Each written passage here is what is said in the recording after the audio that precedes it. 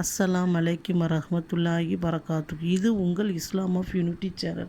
இந்த சேனலில் இன்றைக்கி நமக்கு அல்லாஹ்வோட தூதர் நபிகள் நாயகம் ஸல்லல்லாஹு அலைஹி வஸல்லம் அவர்கள் ஒரு சிறந்த திக்ரை நமக்கு சொல்லி கொடுத்துருக்காங்க. அந்த திக்ரை ஓதுறனால நமக்கு எவ்வளவு நன்மைங்கிறதையும் சொல்லி கொடுத்துருக்காங்க. மிசால் அது என்ன திக்ருங்கிறத நம்ம தெரிஞ்சுக்கலாம்.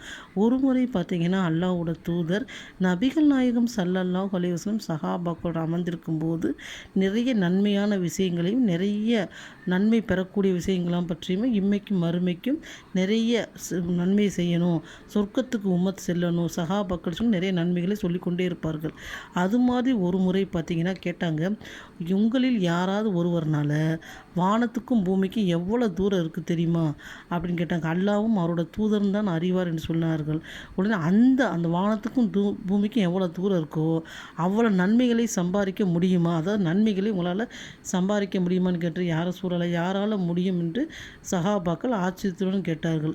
அப்போ அல்லாஹ்வோட தூதர் சொன்னாங்க, யார் ஒரு மனிதர் சுபஹானல்லாஹி வல்ஹம்துலில்லாஹி அப்படிங்கிற திக்ரை எத்தனை தடவை ஓதுறாரோ, அவர் ஒரு தடவை ஓதுனாலும் 100 தடவை 10 தடவை ஓதுகிறாரோ அந்த அளவுக்கு அல்லாஹ் சுபஹானத்தாலா வானத்திற்கும் பூமிக்கு உள்ள இடையிலுள்ள நன்மைகளை நிறைய தரக்கூடியவனாக இருக்கிறான் அப்படிங்கிறாங்க. சுபஹானல்லாஹ் என்பது அல்லாஹ் தூயவன், அல்ஹம்துலில்லாஹ் எல்லா புகழும் அல்லாஹ்வுக்கே உரியது. அந்த நன்மை தீமை நேரக்கும் தெராசை கூட அதிகமான கனமுடையாக்கக்கூடியது இந்த திக்ரு. மேலும் வானத்திற்கும் பூமிக்கு உள்ள நன்மைகளும் அதிகமாக சம்பாரிச்சக்கூடியது இந்த திக்ரா இருக்குன்னு அல்லாஹ்வோட தூதர் சொன்னாங்க.